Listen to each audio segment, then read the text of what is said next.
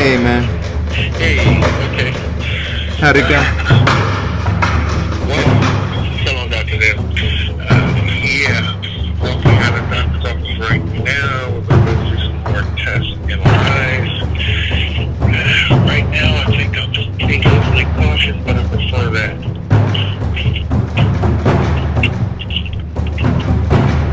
I think I'm at that point now where I don't take, that great physique for granted because there could be other things going on.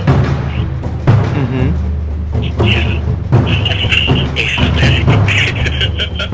Yeah. Yeah. Yeah. Plus this $5 million insurance policy. These guys got me scanning everything. Thank you. Have a great day. Okay, so,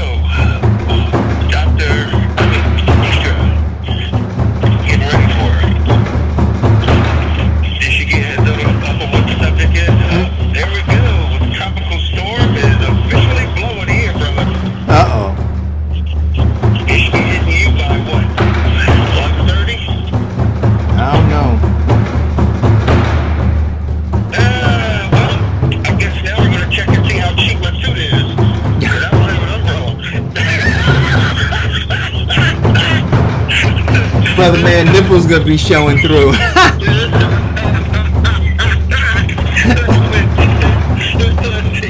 in the car. It ain't shrink yet. Hey, what you say? You know your suit is thin when your nipples are showing through.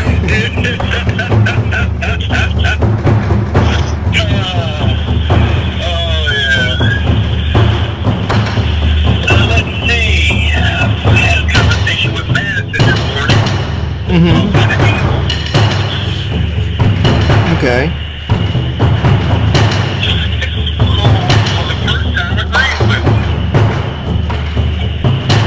About what? Trump is losing, and all he's doing right now is giving everybody distractions. And in Trump's back, he's doubling down on distractions.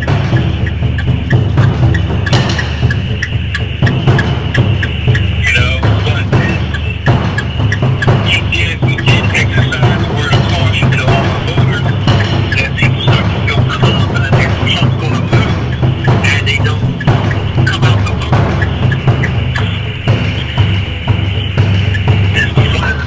So, yeah, so alright, so it's 9:57. Deidre normally calls in, so I'm anticipating that she may not call, so we'll see. But, we'll... So if she doesn't call, let's start with that. All right. Let's start with the Trump thing.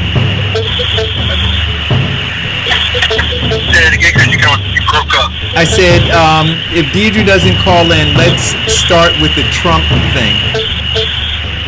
Okay. All right.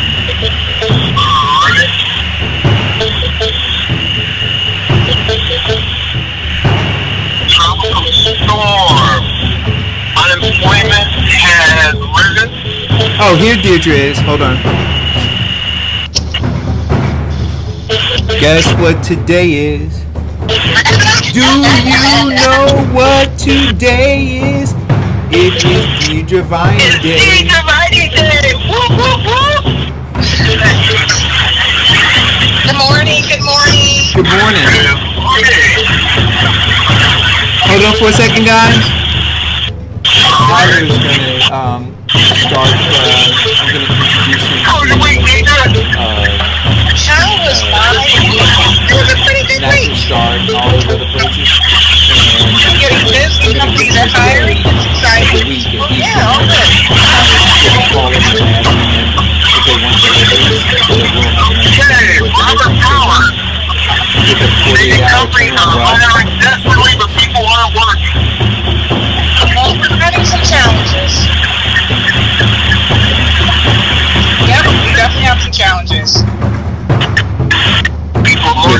With a turnaround time. Consensus is people are being more concerned about their health than about their wealth.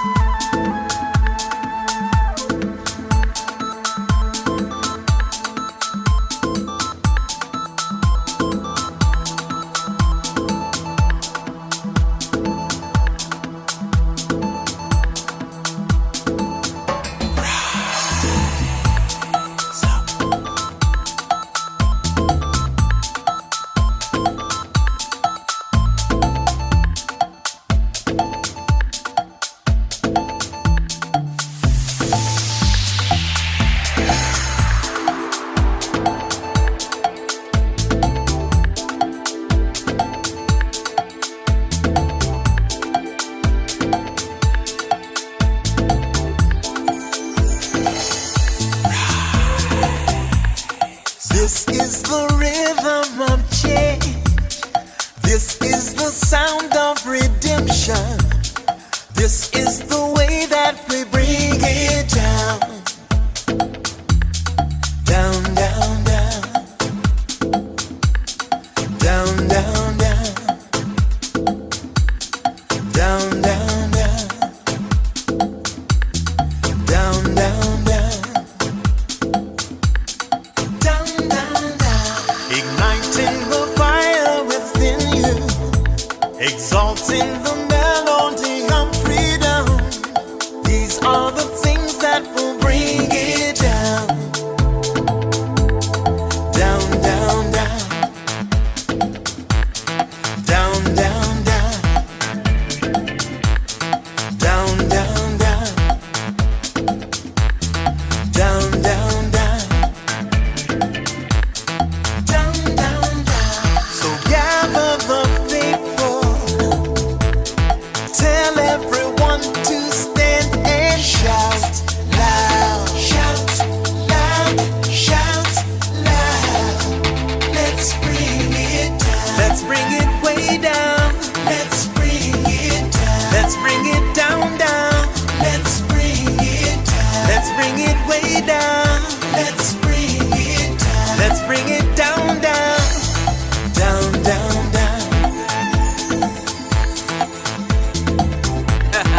Let me tell you, it's in the air. Joy is in the air. Love is in the air. Can you feel it? What it feel like? Freedom. What it feel like? Don't sleep on it, brother. You might get left, sister. Can you feel it? What it feel like? Freedom. What it feel like? Justice. No need to be counted, cause I am down. Down, down, down. Down, down, down. Down for the end of racism, for the end of bigotry, cause I am down. For the end of misogyny, that's right. For all the isms out there, just down, down, down. Let's bring it down. Rise up, people. No more foolishness, and let's bring it way down. Riding the river of change into the cries of contrition. This is the way that we bring it down. Down, down, down. Down, down, down. Down, down, down. Down, down, down. Down, down, down. We are the children of Eden, dancing and celebrating freedom. We are the ones that must bring it down. Down, down, down. Down, down, down. Down, down, down. Down, down, down. Down, down, down. So gather the faithful. Tell everyone to stand and shout loud. Shout loud. Shout loud. Let's bring it down. Let's bring it way down. Let's bring it down. Let's bring it down, down. Let's bring it down. Let's bring it way down. Let's bring it down. We've got to bring it down. Down. Stand up and shout. Stand up and shout. Rise together. Accountability starts now. The Eric Dawson Radio Show. Yeah. Rise up. Stand up, shout it loud. If you are not prepared to come to that table and to represent that voice, don't come. Because we don't need any more brown faces that don't want to be a brown voice. We don't need black faces that don't want to be a black voice. We don't need Muslims that don't want to be a Muslim voice. We don't need queers that don't want to be a queer voice. And if you're worried about being marginalized and stereotyped, please don't even show up. All right, guys. We were talking about Jerry curls, Anyway, today's Tuesday, Deidre Viney Day. I can't relate. All right, so wait. Before we get started on some serious stuff, Deidre, did you ever have a Jerry curl? I did not. All right. I do recall that phase, but it was never in my nope. No, I was never allowed to have one. Even when I was an adult, I wasn't allowed to. It just was not going to be tolerated in my family. S curl, and wait a minute, was the S curl supposed to be more natural than the Jerry curl? Yeah. Right. It was supposed to be relaxed a little bit, make you look like you had good hair. Right. Wait a minute. Listen, and this is a true story.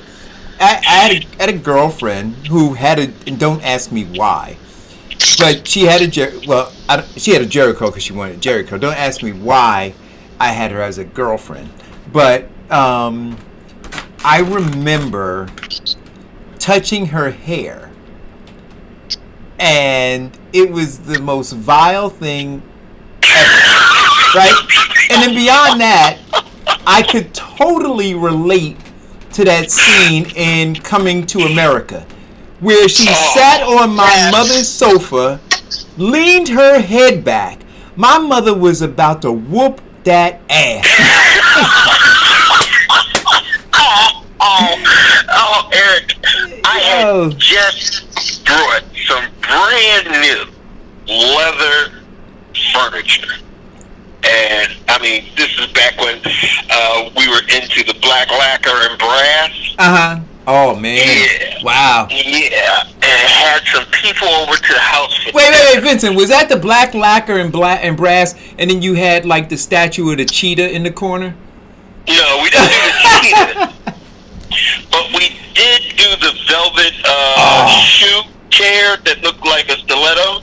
Yeah. Oh, man. Come on, Vincent. Oh, yeah. Well, hey, look, I was single and young, and I mean, even my ceiling fan was black lacquer and brass. Wow. Yes, and I had some people over, right? And I was entertaining, and 3 of them had Jerry curls. You could tell everywhere they went in the house. Yo.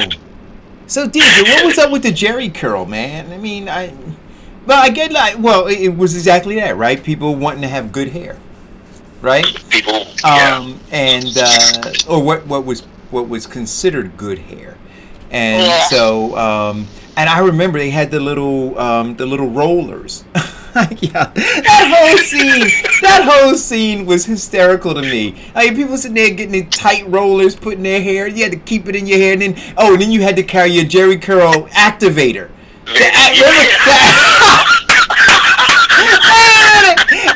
So when that thing started to dry out, you needed to activate it just before you press the activator. Yo, and then wait a minute. You couldn't tell whether dude was sweating or whether the Jerry curl juice was dripping. Don't get me started. Listen, I swear to you, I almost got into several fights because I was relentless laughing at people who had Jerry curls. If you had a Jerry curl and you were around me, you got it. And you got it good. And I was relentless about it, man. I said, get away from me before I light a match. Back up. All I needed was a 39-cent Bic lighter. Back up. I'm gonna ruin your day. Wait a minute, like the guy in the Fantastic Four, flame on. I had a girlfriend with a Jerry curl, and I couldn't find her, and I think we were at Macy's, and I couldn't find her. All I did was follow the drip. So bad. Yo, hey, Vincent, you gotta worry about slipping, falling, man. Like, you ain't saying, tell us, hey, let me walk in front of you. I'm sorry, Deirdre, I'm telling you, I was relentless. Oh man! And then when in the morning when they come over your house, you see that activator frozen up on their head, look like snowflakes. Yo! Oh, wait a minute. Let me ask you this, Deidre. What was up with the baby hair? Do you remember that? Like, no, that's actually making a small comeback. wait a minute, and they take the Vaseline and put it on the side of their face, and then they plant their hair, and it really wasn't big. It was part of their hair. They would part it like a quarter-inch up, and then I'm sorry. I've noticed the baby hair starting to make a comeback. No. Yeah, I've seen it. No, not the baby hair. What was that? They were like, look at my baby hair. What is that?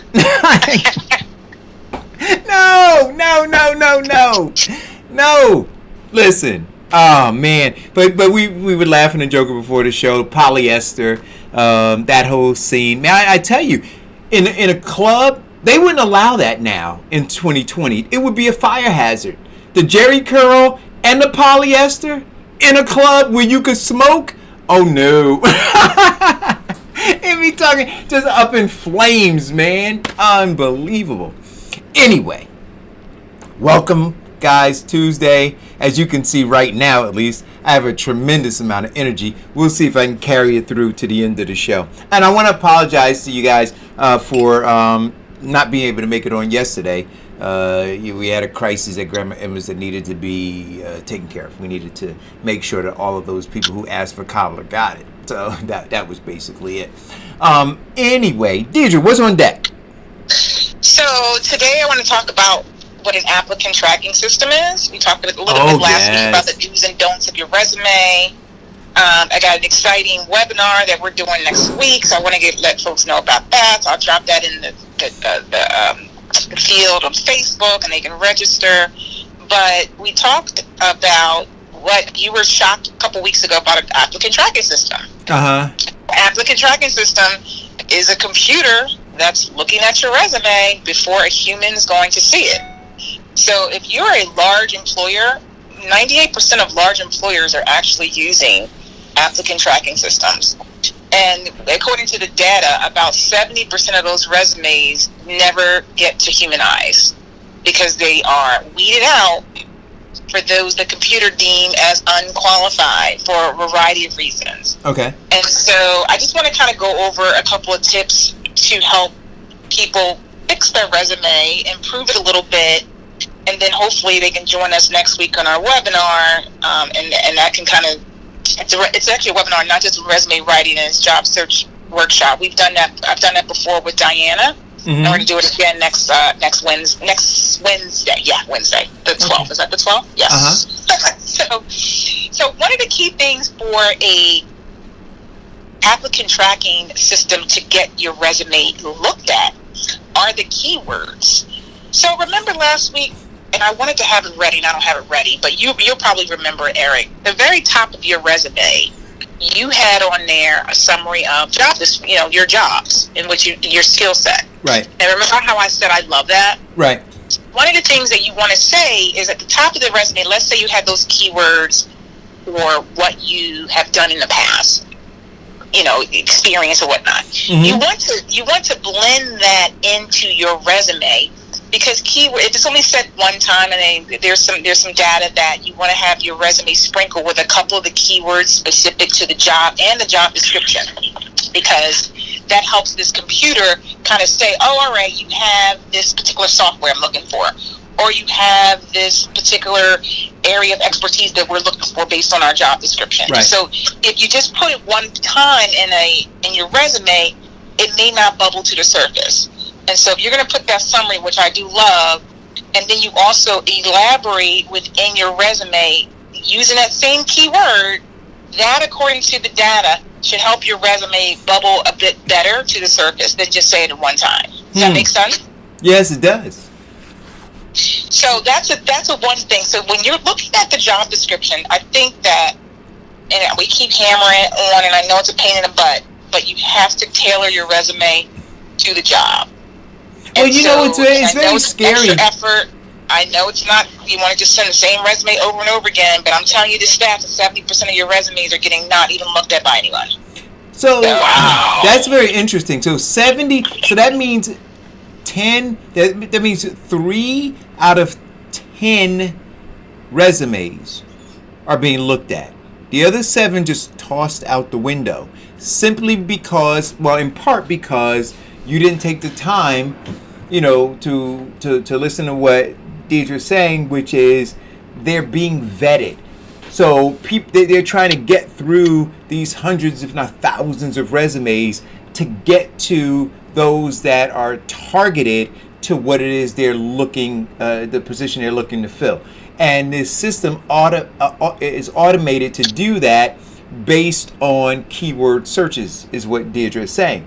And so, guys, listen, and Deidre, so if you're looking for an accounting job, is there somewhere, because a lot of places, a lot of websites give you cheat sheets now, is there somewhere where you could go to find what the keywords might be for a specific job title? I bet you if you Google that, hey Vincent, you're probably not at your computer. I know you were traveling. But somebody, if you're watching, and I see Diane in the feed. Hey Diane, Google and see if you typed in job keywords for, how would you phrase that? But I bet you something's there, and I bet you something is going to tell you what words you need to make sure you have in your resume. Yep. And if you're looking at, even as you grab the job description of similar titles, right, that might help you too figure out which keywords are ones you can put in there. Because they might, let's say it's an accounting role, and they might have specific keywords in there of 3 different positions that you're looking for. Right. You can kind of, if there's any similarities, you want to make sure you have those in your resume, because that will help, and then again, the frequency of it, not just one time, a couple times throughout is helpful. So let me ask you another question. Does it matter if you're going through, if companies are using this automated process of weeding out resumes, does it matter whether you send your resume more than one time? They will know it. So they will know it, and I won't think it makes a big difference, because your name is your name. Right. So it'll just, from what I understand, it'll just kind of be housed in a folder. So I don't think it makes a big difference, honestly. Do you think it hurts? I want people to spend their time wisely, and I know that we talked about sending out 100 resumes, and you get excited. If you don't take that time, on the front end. Right. Another thing too with resumes is people like to use headers and footers, and I hate those. And one of the problems that an applicant tracking system may not be able to pick up is that header and that footer. You want to have your resume be simple. So give an example of a header and a footer, so people understand what you're talking about. Okay, so if I, go ahead. If I can recap the keyword, the biggest function with the keyword, understanding that, is when you are talking to people in different fields, there is a certain language that they're all accustomed to. And keyword, talking to someone or writing to someone, is the equivalent of a computer algorithm, using the keyword to find the actual product that suits what you're looking for. Right. So when you are talking to a potential employer or writing your resume to a potential employer, they use the algorithms or the actual keywords to understand that you do know something about the position. Correct. So let's understand this. Let's try to change our thinking about this. When you're putting a resume together, right now, you're still, I think that a lot of people are operating, 10 years ago, right? Where you're putting a resume together expecting that it's going to be seen by a possible employer, right? What you're really doing now is you're putting a hybrid resume together, one which is going to be seen by an applicant. What do you call it again? Applicant tracking system. So you're writing it to the applicant tracking system, right, in hopes that it makes it to the employer. So you can't bypass the applicant tracking system. So when you put it together, the same way you would write a resume to impress an employer, you have to look at writing a resume that's going to impress the applicant tracking system. Right? So you got look if you start to think about it like that, like there's this barrier between me and the employer, this thing called an applicant tracking system, and I have to first impress it, because if I don't, it'll never make its way to the employer. And so we're giving you the roadmap, or a roadmap, or at least some thinking about how you might want to impress this applicant tracking system, or as Vincent said, it is an algorithm that they set. Correct.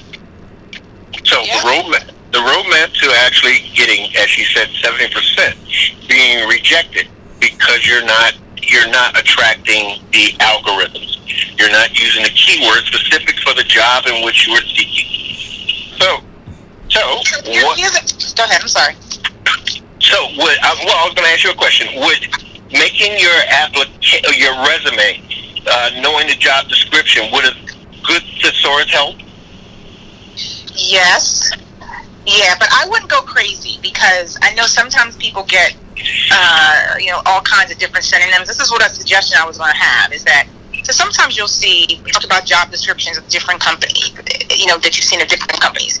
Maybe, like I said, look at those job descriptions, see if there's some underwhelming themes that you'll see a couple of different times, and that might help you to use those keywords in there, because you might start seeing some very similar words, or close synonyms or whatnot. Okay, define overwhelming themes. So, like,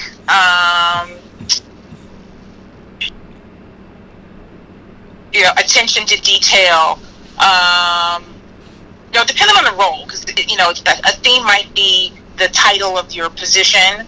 So if it's an accountant position, you might have a lot of keywords specific to what you're doing with the accounting. So there's themes relating to reconciling books, or preparing your daily income statements. A lot of those keywords might be included in multiple of those job descriptions. Right. So for instance, if I were looking, I would say if I were still in that space and I was looking to fill a position within my department, and HR was putting together this applicant tracking, or putting the algorithm together for the applicant tracking system, I would be, not so much looking for somebody who says that I pay attention to detail, but maybe I'm looking for words that kind of describe that, that the person is, what is the word I'm looking for? Project management. Right? Yes. So instead of attention to detail, I want to know that they've had some experience in project management. I want a timeline, right? Budgets, right? Those kinds of words are key to me, right? Because in what I would have them do, they would have to be able to work within budgets, within timelines, have project management skills. I don't know what keyword or keywords might lead me to understand that that they have the ability to delegate, right? That they have the ability to multitask, right? Those kinds of things are very key to me. I never wanted to have a person work for me who was pigeonholed, right? Who just did one thing. And I need you to wear many hats, and I need you to be able to work independently, because I can't hold your hand. I need you to be a macro thinker, not a micro thinker. So those kinds of things those are the characteristics that I would be looking for in a person. So as I'm sitting with the HR people and we're crafting what those keywords that would be filtered out to give me a sense through this applicant tracking system, reading the resume, that this person has the acumen and qualifications. That's kind of where I'd be going.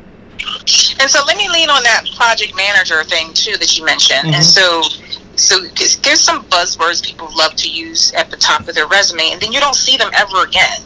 And so if you're going to say that you project manager skill set or whatnot, then you need to, demonstrate that in your resume, demonstrate it, listen it again, and give me some key information in there so that this computer will say, okay, and obviously time frames too, because according to some of the research, if you only listed it once, they might think, you might only have about 6 months experience with that. Right. If you listed it a couple times within your resume, and you're not going crazy. I'm saying maybe 3 times. The computer should be able to figure out, okay, this person has a little bit more experience in that particular skill. So in your skill set, you want to, and part of the buzzword or key words to attract the algorithm, you want to actually use the language of the profession. Correct. And leaning on that too is, I know a lot of people like to use abbreviations. So the computer likes abbreviations, but it can be a little tricky. So let's say you have an example of a CPA, for example, and the research shows that you should spell it out at least once and use the acronym so that the computer, whichever way this computer is looking at your system, your resume, can pick up either one that you have that. So don't just say CPA and assume. There's a lot of acronyms people love to use, and it becomes, I think it can get lost if you're not spelling it out. Now, you don't have to spell it out every time, but at least spell it out that one time so that they can pick it up. So again, guys, and I can't emphasize this enough, your resume is should be written specifically, right, to appeal to the desires of this applicant tracking system. It's gotta be in the forefront of your thinking as you're putting the resume together. If you're not thinking about that, like Deidre said, 7 out of 3 resumes are filtered out and never seen because people ignored this. 7 out of 10. What'd I say? 3. Yes, 7 out of 7. Hey, listen, 7 out of 3 is not. Yes. Well, and key to that is that if 70% are rejected, and using the techniques that Deidre is giving you, you have roughly a 70% chance of getting to your interview. No, you have a 30% chance. 30. Well, actually, selected. Well, 30% chance of getting selected. Okay, but that leaves you now 70% chance of getting to that final process. Not because 70% is already dissipated. Okay. Another thing too, we skipped over this one, but I just want to reiterate because people love to use headers and footers. Right. If you know what a header is, that's when you're in Microsoft Word, you create a header, and people do all kinds of fancy stuff up there. Please try to not do that. And same with the footer. It's only because the computer may not be able to pick those up. Sometimes I've seen people put their phone numbers at the bottom. I've seen all kinds of stuff. Their phone number at the bottom or their email address at the bottom. Again, just try to keep it really simple at the top and just avoid those. You can have resumes. There's all kinds of really unique and fancy resumes when you know it's not going to applicant tracking system. Maybe it's going to a smaller firm. But even my company, we use an applicant tracking system. Right. That's what I was going to say. I would just err on the side of doing it for the applicant tracking system. I remember years and years ago when I used to design resumes, right? So somebody would have their, whatever the language is, but they would want it to be fancifully designed. And so I would do that. But it was going directly to, the company, and a human being was going to see it. So there was a belief that, you want your resume not only to stand out in terms of what's listed as your qualifications and skill set, but you also want it to stand out in terms of its appearance. The appearance doesn't matter anymore. right? So the header and the footer being designed with, calligraphy, typeface. Don't sit and opine over those kinds of things anymore. You are developing this thing for an applicant tracking system, which is designed specifically to target keywords to determine in advance of a human being seeing it whether or not you meet some very basic qualifications. So don't waste time on the pretty resume that says nothing. Yeah, and don't spray it with Old Spice or Chantilly lace or any of that stuff either. The applicant tracking system can't tell, right? So and you shouldn't be using that stuff anyway. It burns your skin. And I think you said something really important too, Eric, in terms of fonts too, and getting fancy with the calligraphy and all that kind of stuff.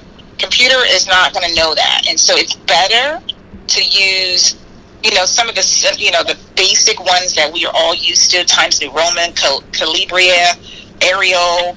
Some of the simple ones that the type point that will allow a computer to see it. And it not, calligraphy. There is a calligraphy font too. There's all kinds of fonts. You can't go fancy with that because you run the risk of it not being able to read that part of your resume. And again, putting you in that 70% of resumes being rejected. Right. And the same for like your bullets. The bullets should be simple. Some people I've seen use all kinds of crazy symbols. Just use the simple bullet. I know it sounds boring, and you say, well, this is a boring resume, but that you want it to look from the surface. We're talking the information inside is going to be amazing. Exciting. Your experience is going to be what's going to overshadow it. But if you're trying to use a fancier bullet than the regular bullet that's in there, the computer might not work. It may not pick that up. It might jarble that. And the same with the fonts. So you just want to be careful. And there's a lot of, if you even back to Google, you can go and Google sort of applicant tracking systems templates, and you can see a couple of templates on there that'll give you kind of an idea of the simplicity of some resumes. So you want to remember KISS. Keep it simple, stupid. Yeah. You know the bullets I like that people use on resumes? Do you ever see it? It's the finger that's pointing, right? Do you ever see that? Like they use Zap Dingbats, the typeface. And you get that might not work, Eric. That might be one of those ones that... No, I agree with you. But you see people who do that. They think like, if I show the finger pointing, it'll bring more attention to that stuff over there. No. It looks pretty. No, it doesn't. But they think it looks pretty. And still a waste of time. And it's still a waste of time. May not be picked up by the applicant tracking. That's absolutely correct. Yeah. All right, are you guys getting this? You getting this information? Right. Now you don't have to wonder anymore. Listening to this show and getting jobs, so I'm hoping they're taking good notes. So, in last week we talked about, or even when I talked to several times with resumes, such an important part of getting the job, obviously, is your resume is going to be in chronological order. Computers don't like the functional way. A functional resume might be where you're just going to put a couple of functions and then list out. Mm-hmm. Computers like because you can see the time frame and what you did underneath of it. So try to keep your resume in, the chronological order. Last job, first, not your resume. So, okay. The summary at the top, I still love that, and that might be kind of a unique twist to adding, keeping some of your keywords out there, but still be sure that you just kind of keep it in like you said, keep it in a simple format, easy to read, easy to follow, easy for computer to pick up on, and not try to figure out where things are. Recapping what we said last week, don't waste space putting in your objectives. Correct.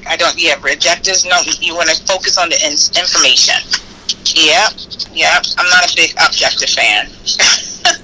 Core competencies, summary of his experience, Those I love, and those are helpful for the reader and the computer. Does point size matter? Yes. Don't want to have it too small either. So research shows it should probably be about 11 to 12 font.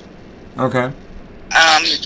You don't want it obviously too big, but I don't know if that matters as much for the computer, to be honest with you. I just know from the reader's eye, when I see it, I don't like it too small, and I think anything smaller than 11 gets a little bit challenging. Too much work. Is there any advantage to bolding or italicizing text in your resume? No, I think that's okay. Okay. Yeah, that you know, don't go crazy with it, but I think that is, as long as you're not trying to do a really funky font, I think you can get away with that. Okay. Bolding. You know, some of the applicant tracking system templates that people can Google, you'll see they've used bolds and they've used basic italics, but not anything over the top, and simple bullets. Okay. Again, simplicity has a huge play in getting you to the next step of your resume and interview. That objective, guys, the objective is to get in front of a human being. Yes. That is the objective, to get in front of a human being so that you can sell your wares. Yeah, and I know I've seen people use different titles for their their headers, like work experience. They might say something like, you know, where I've worked, where I've been, or something to that effect. Again, keep it simple. Work experience, education, interest. Don't try to use something that's not super common. Oh, and specifically with that, here's another one too, is there's so many different titles for a job. Some companies really get creative.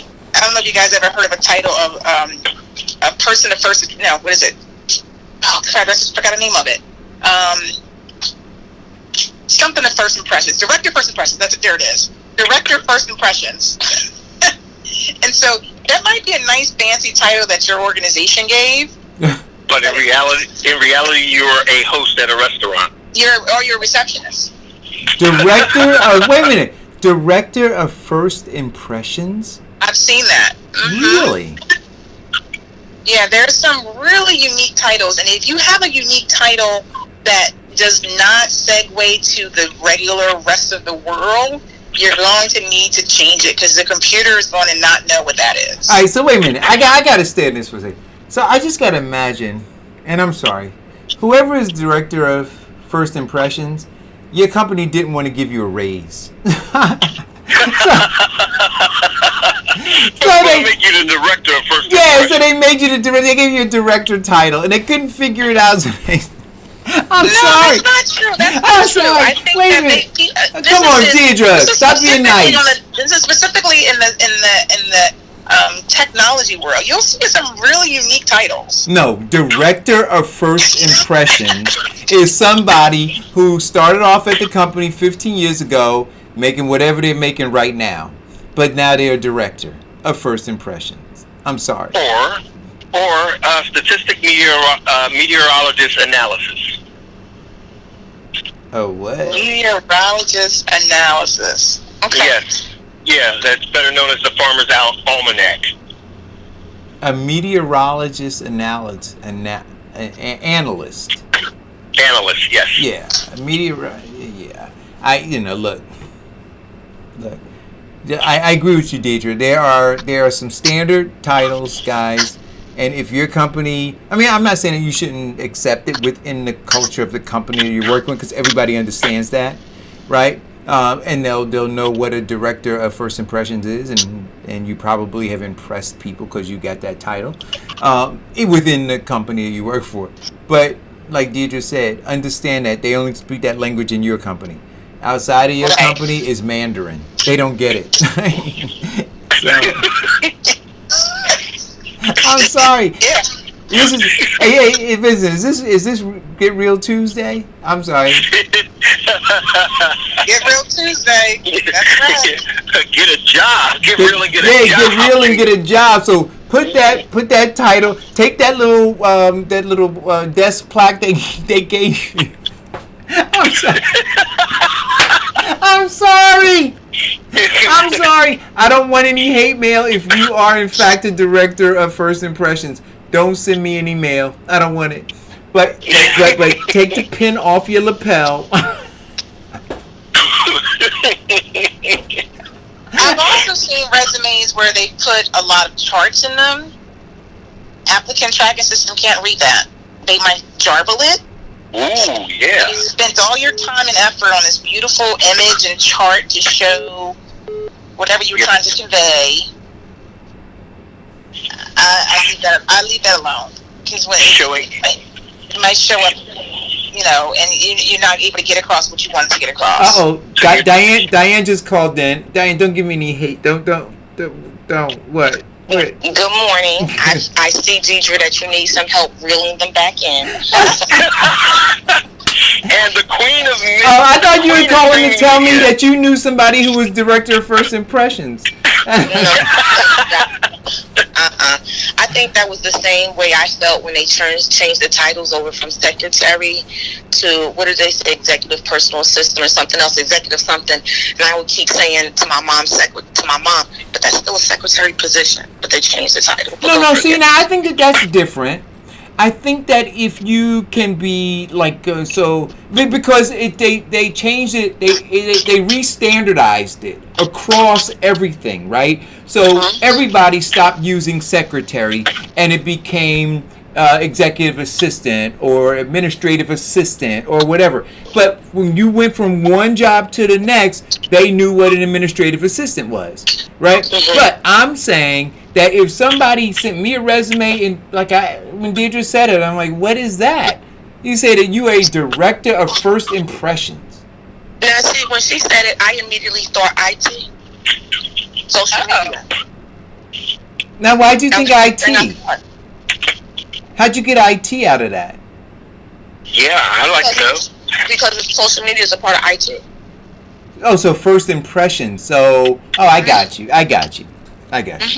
See, but if you had some sleep and you weren't so delirious, you might have came up with that too. Oh, shots fired! But Deidre, I have a question for you. So yes, how do you tailor your resume? Say, for instance, you send in your resume for one position. They get back to you and they let you know, well, that position, we're no longer hiring for that position. Go back to our website and check for other positions and reapply for something else.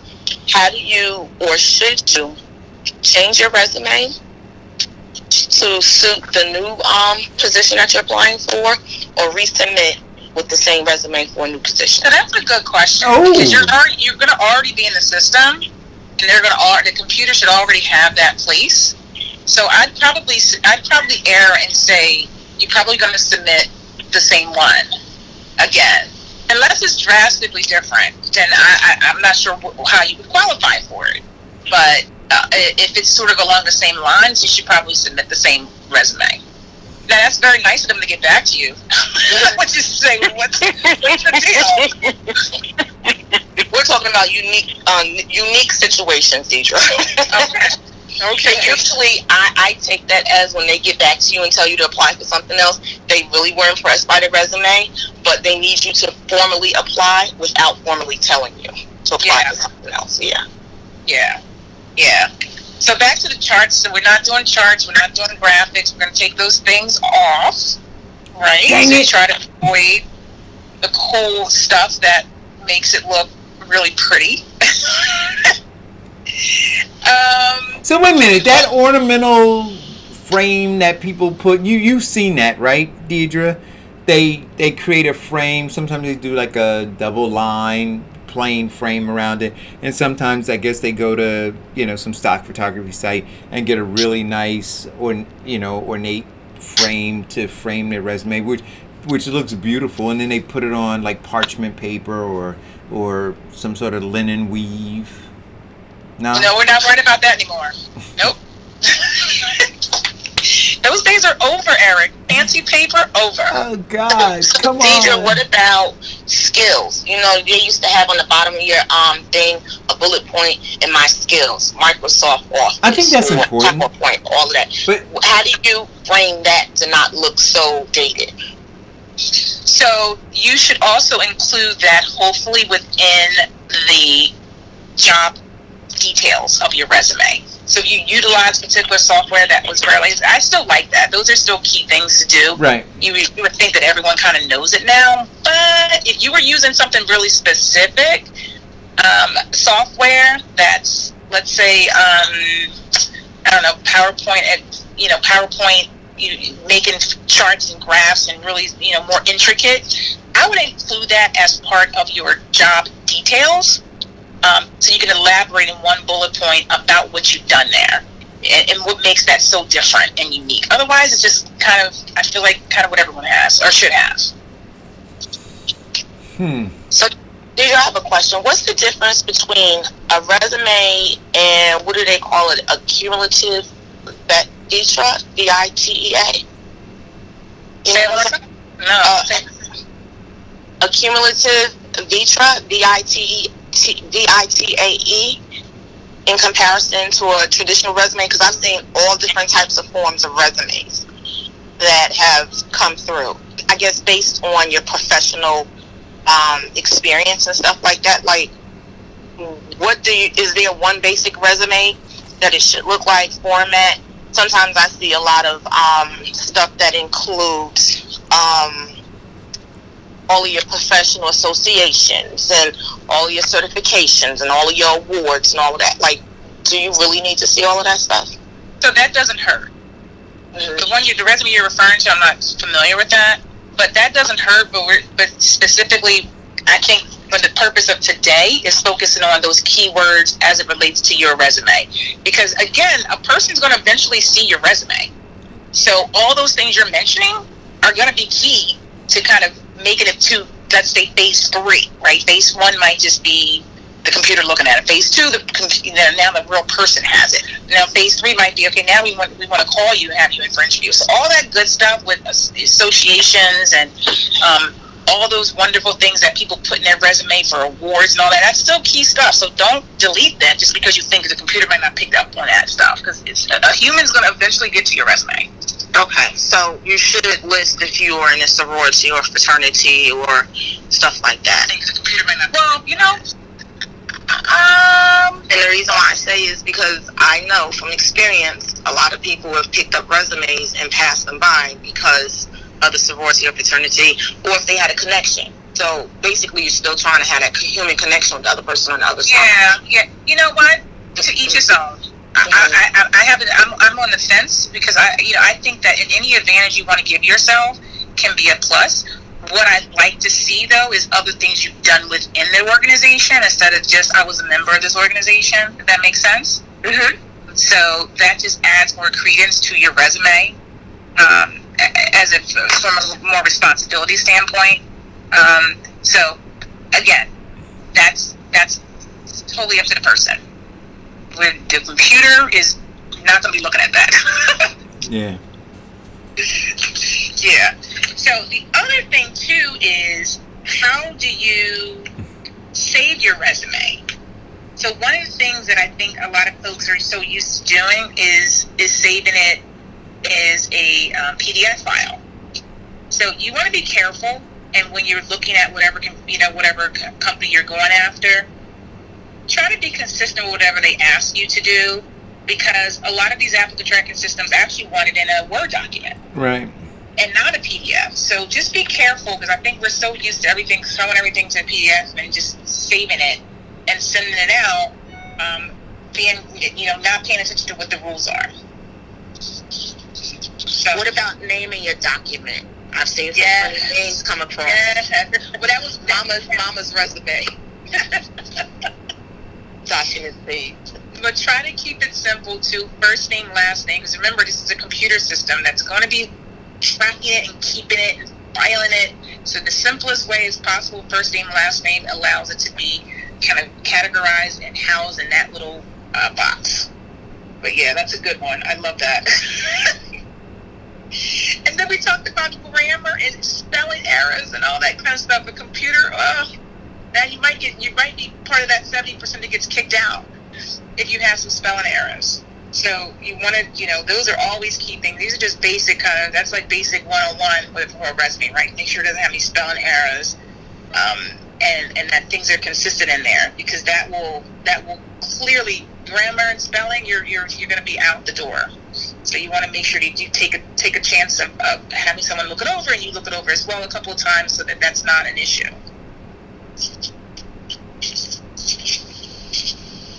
Okay. Do you have any pet peeves when you see a resume?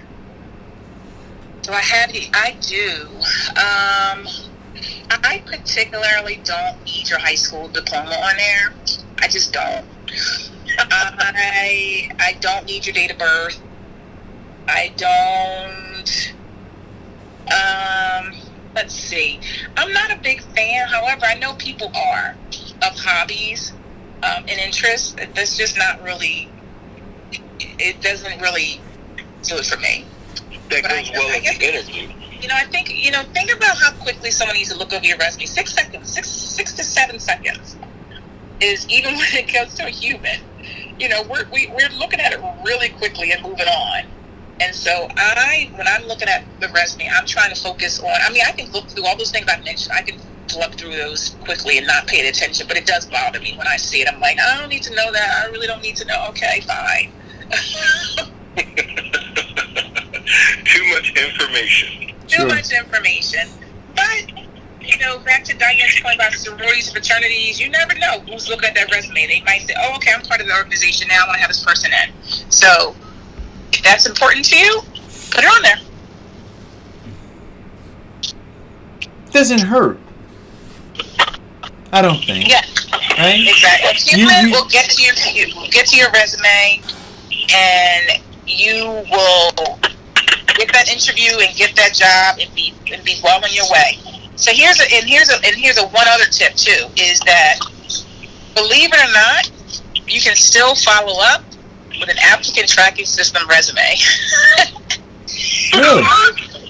If by some chance you're able to get a hold of any of the hiring managers that you can find through your various, we talk a lot about LinkedIn or whatever, and you send them an email, thanking them for, hopefully taking a look at your resume, you'll be surprised, because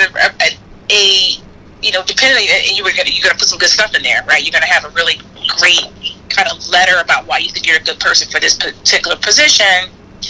That person, believe it or not, has the ability to still go and find your resume. Right. In the applicant tracking system. Your resume stays there. That's the beauty of computers. It can stay there forever. And so, even if it's rejected, that person may be able to dig back in and say, oh, let me take a second look at this. Because it's just a computer, and computers make errors, and, maybe you are a better person for this position. So if you're able to follow up, if you're able to find a manager's name or a couple of different managers' names and send them a follow-up email, that would be sort of a great way to help hopefully bubble not be part of that 70%. So, Deidre, I got a text message. It says, "Good morning, Eric. Can you ask your guest, has the pandemic hurt the economic impact in getting people jobs?" The economic impact on, but I guess what he's asking is, given the pandemic. But we covered this, and I think you said that, you've got plenty of jobs that are available for people, right? But I think we asked you that question, whether you saw a downturn with your business, and just in general in terms of folks being able to find employment. Yeah, it's definitely not 100%. I'm not even going to sugarcoat that. There's a lot of companies that are not hiring right now. There's a lot of companies that are on hiring freeze, but that shouldn't stop you from looking. Yeah, if you need a job, listen, if you need a job, you need a job. Yeah. Yeah. Yeah. So, I have a question in regards to that. Do you, is there some way that, or rather in connection to this, should your LinkedIn profile be equal or better to what's on your resume, because I found, and even though I have a LinkedIn profile as well, I get a lot of recruiters calling and emailing me on a regular to fill positions. So how equal should those two things be? They should be very, very similar. Because if your LinkedIn, I mean, we can have a whole another class on LinkedIn, because your LinkedIn resume should be stellar if you're in the market for a job. Because that's a great place for recruiters and business people to find you. So you don't want it, if you have something that's very similar to what you put out to the public, that's you want to have it definitely up to date. Got it. And now back to the other question that the caller was talking about hiring. If I'm unemployed now and I'm looking for a job, but I can't find a job in my field, and I come to your office, I know you do temporary, but some of it turns into permanent. Should I be open with you about, I'm looking for something temporary for right now that can go into permanent, but if not, I'm still going to be job searching for my permanent job? Should I be that honest with you when I come into your agency? Absolutely. Yeah, because we understand that. If you're looking for a full-time job, I think that's kind of everyone's goal. And you're willing to take temp now. What I don't like are folks that aren't honest, and then you're calling them for positions, and they take it for a day or two, and then they're gone. Just be honest and upfront, because positions that we have sometimes are temp to perm. And if you're saying that's not something I want, I really want just full time direct hire from the beginning, then don't take this job and knowing that you're going to leave, shortly. But it's still a way. I just shameless plug for temp to hire. Is a way to keep you working. It's a way to keep your skill set up. So I think it's something that to consider. No one's going to stop you from looking for a job on a full-time basis. I can't do that. But this temp to hire opportunity can give you that chance to keep your skills and really do the job and possibly be hired.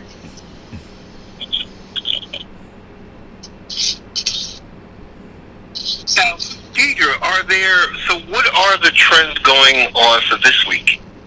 Hiring trends. Trends for this week are companies are starting to get busy. And I'm starting to notice more ads, starting to notice a lot of different positions. So definitely consider looking at a place like an Indeed, where they're an aggregator of jobs, which means that a lot of companies, this computer system is grabbing from not just people that post directly to Indeed. They'll scrub a company's database of their current jobs, and it's kind of one place for you to search and look for opportunities. So if you notice, if people start going there, you'll start seeing an uptick in jobs listed, which is an exciting thing, telling me that the economy in certain instances is coming back, and so you want to just be out there. Right. So are with the demand for employees, is it now elevating the actual pay scale? I haven't noticed that yet, unfortunately. Oh, bummer. I know. Oh. Well, let's look at it. We've got now possibly bill going on extending at $600 for unemployment. I know. Yeah. So are they competing with that, or are people just not working because of that? People aren't working and taking that, and I get it, but it will end. And when it ends, companies like myself have jobs, and we've had jobs. So just be conscious of that as you're out and about navigating, looking for a job, because it will end. It's still on the table now as to what that is going to look like. Right. You're asking if companies should increase their pay because of that. I don't think that's going to happen. So, Deidre, what do you have available that's open this week for job opportunities? So, I'm looking for an office manager. I'm looking for an executive assistant. I have an export clerk position I'm having a really hard time finding. So if anyone has any export clerk experience, freight forwarding experience, working, getting products to overseas, that's an area I'm looking for. I am looking for, and I'm always looking for, a forklift driver. That seems to be the ongoing theme. I have like 7 openings for forklift positions right now in 4 different cities: Newark, Kearney, Bayonne, Jersey City. So those are the main ones I'm looking for right now. I'm actually looking for, I know there's one here, I'm looking for someone, if you've done something in construction, in high-rise construction. Oh. I have 2 positions right now for that, where one's a sort of helper working directly for the company, and skilled and particularly unskilled, which might just be sort of a helper. A skilled might be doing more like HVAC and plumbing and electrical. Right. And I'm also looking for a supervisor of contracting. Yeah. Oh, wow. So I know, actually, you know what? See, I'm going to get off the phone with you when we're done, because I got a friend who is actually, I think he's studying for his project management certification, right, in the construction field. And so that might be a segue, right? Yeah. So, yeah. Okay. I'll reach out to him. And how can people find you, Deidre? So they can find me online. I'm going to drop everything into the Facebook feed. That's the best place to put it, Eric, because I know this streams to other places, but I'm going to slap it in there. But yeah, no, put it in there. It's expresspros.com/Jersey City. You can reach us at 201-333-8400. And as I mentioned, I'm also going to drop in there the webinar that we're doing next week, which is going to help a lot of the tips we talked about today. You can see Diana puts on, you don't want to put your resume together. Diana puts on resumes, and she's going to give you some tips on that as well. I'm going to talk to you about job search and helping you get back into the work field. So that's going to be next Wednesday at 6 p.m. and I'll drop that in the feed as well. Beautiful. Deidre, wonderful. Hey guys, listen, hit the share button. And if you have taken advantage of some of these tips and have had positive outcomes, let us know. We'd like to know, how your job search is going, how these things are going, whether or not this information has been helpful to you. Great. Thanks for having me, Eric. Thank you. Enjoy the rest of your day. Hey, be careful. I heard there's some sort of tropical storm somewhere around here. I haven't seen it. But I'm on the lookout for it. It's scheduled to hit New Jersey tomorrow, but right now we're getting the front end of it in South Jersey right now. I mean, it's raining buckets. Oh, be careful. Buckets hurt. I'm sorry. I am delirious. Diane knows. Yes. It's like when people say it's raining cats and dogs. Will Eric be overly caffeinated? No. You know what? I've had a cup and a half of coffee. That's not it. I literally need to just close my eyes. I am operating on like almost no sleep, and my adrenaline is like everything is kind of topsy-turvy right now. But Deidre, I don't know if you're still on the line. Thank you so much for spending time with us and thank you for having me and doing what you do. All right, and I'm gonna put guys next week. I'm gonna put somebody in touch with you after this show. Yes, please do. All right, take care. Right. Bye. Definitely get in touch with Deidre for that upside down cake. Yo, wait a minute, Deidre, don't hang up yet. I'm going in the kitchen.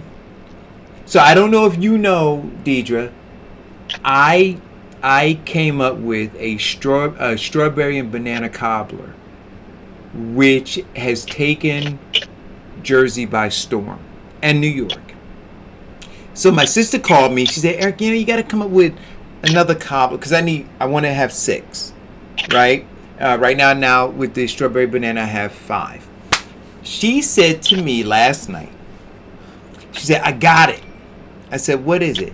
She said, a pineapple upside down cobbler. Ooh. Come on.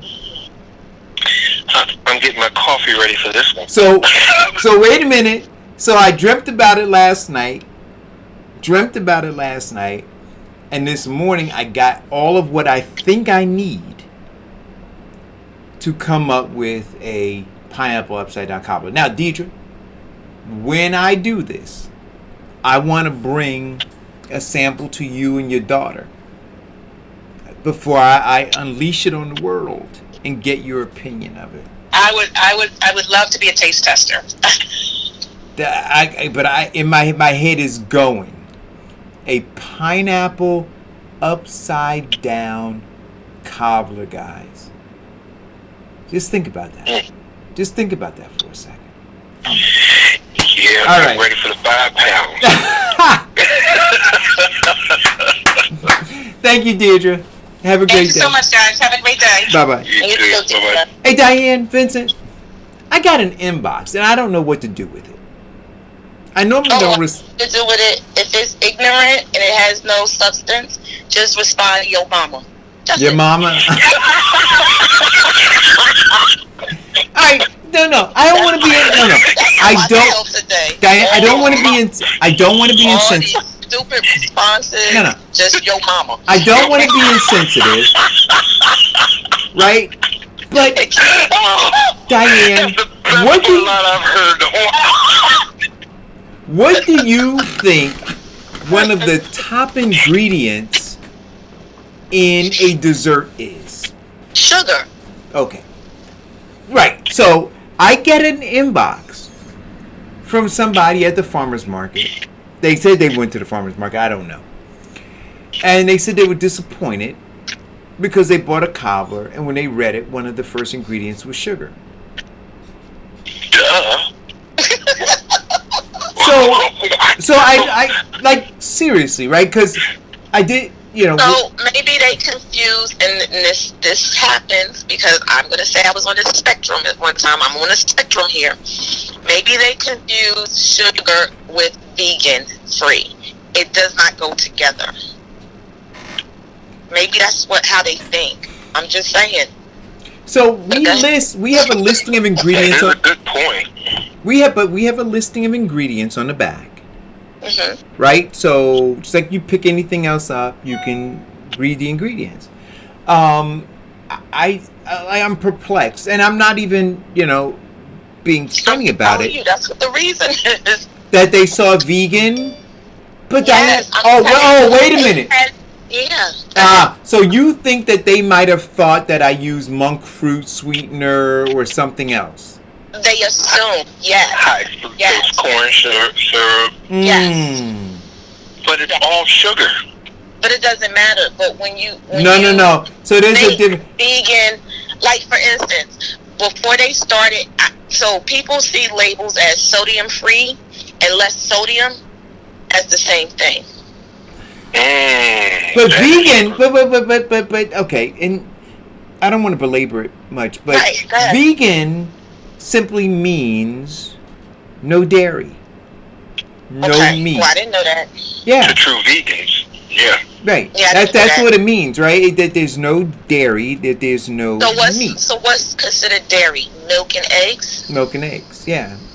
Okay, so I would not have known that. Sugar would have. But wait a minute. But if you are a vegan, so if you were attracted to it because you saw it said vegan, then you know what vegan means.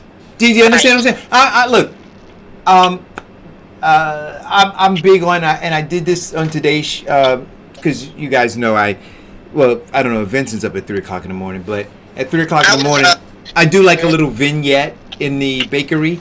And today I was talking about business development and customer service, customer acquisition, customer retention, and what the cost is, and how you as a business owner ought to consider those things when you make decisions, because it costs money to acquire a customer. There's a value attached to each customer. I don't know if you know it, right? Based on the lifespan of your customer.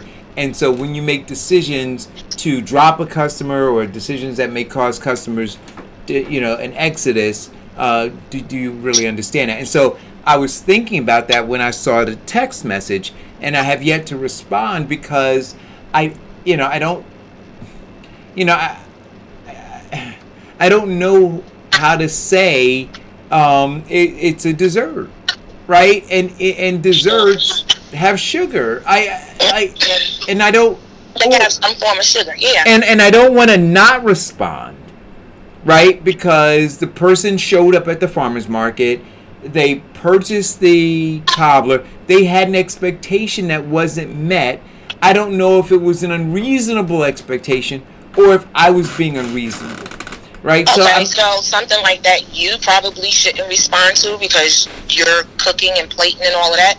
That should be something for your operations person to go back and respond to by phone call. And the reason is when it's like a survey. It's an what do you call it? Unsolicited Survey, and she did it and she gave it to you. So now you have to do something with it. Either you acknowledge and correct it, or you acknowledge and move on. But you have to do something because now you have the information. Got it. And I know what's going around in your head, like, I don't know, baby, because there could be just a simple misunderstanding as to what people perceive as vegan and what actually is vegan. So you want to, of course, not address every single response or reply comes in, but you want to make sure that your customer has an understanding, and you want your person to go away with a good feeling, knowing that you appreciated their comment, even though it might be unsolicited and ignorant and unsubstantiated, and you probably want to say yo mama, but instead you want to.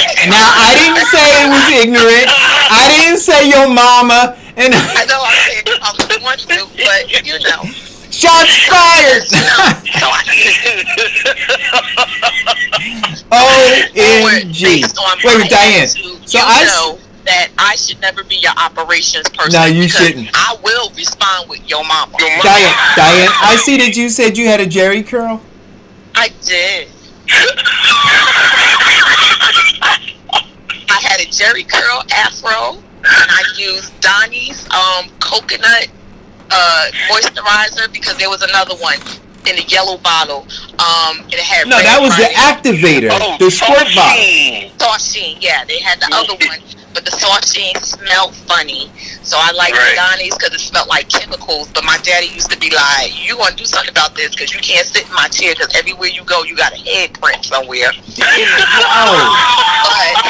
a minute, Diane. Wait. Let me ask you a question.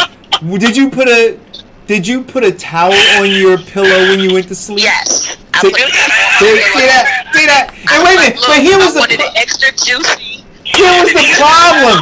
You're putting the towel down, right? Slept with the cap on. Yeah, but the problem with putting the towel on the pillow is when you rolled your face on it, you got your face all wet. One of the reasons why I didn't like it because I was a kid. I was like, I don't know, it was up until 8th grade because that's when I know I got rid of it because 8th grade is when I got my braces going from the summer into freshman year. So I said, I can't have both. One gotta go. Yo! So I had to fix my overbite. We got rid of the Jerry curl because that was Oh God! The visual! Oh, this is killing me.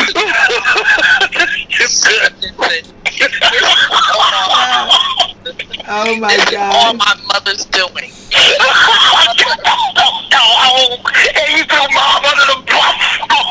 My mama. Yeah. So my mother was never creative type to be like, doing your hair and braiding and all that. She never did all of that. She was a beauty parlor person. So she took me to a beauty parlor on 18th Avenue on the corner, 18th and West End. There used to be a beauty shop, Charlene's Beauty Shop, and Willa used to do my hair. I used to sit on the stack up the what do you call it, the phone books under the dryer with that cold thing on it because you had to roll it up like you said, them little orange rollers. You had to have it real tight. You had to have that process stuff in there. Yeah. And I'm out on Saturday afternoon and I have curls for about 5 months, so I had to go back and get it again. Oh God. She didn't have to do my hair, so that's why she liked it because there was nothing she had to do. I could no fuss, no muss. Yeah. So yes, I had the Jerry curl with braces, and then I got rid of the Jerry curl and took my braces into my entire freshman year. So yeah. Woo! And I must say, I got 2 relatives, a cousin, younger than me, and her mama, who still got the Jerry curl going on. Oh Wait a minute, you can still buy activator? They never gonna let it go. Wait a minute, Diane. Wait, I thought that. Wait a minute. I thought the Green New Deal said no more activator.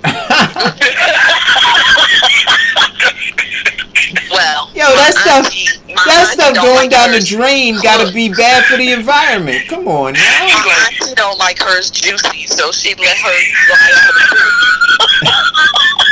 However, my little cousin, she loves the juice. Yo, wait a minute, this gives a whole new. Hey, Vincent, this gives a whole new meaning to the word juicing, right? I'm here crying, y'all. Yo. So wait, so many people may not know they got the curl, which I'm not going to tell. They just think they got good hair. Oh boy.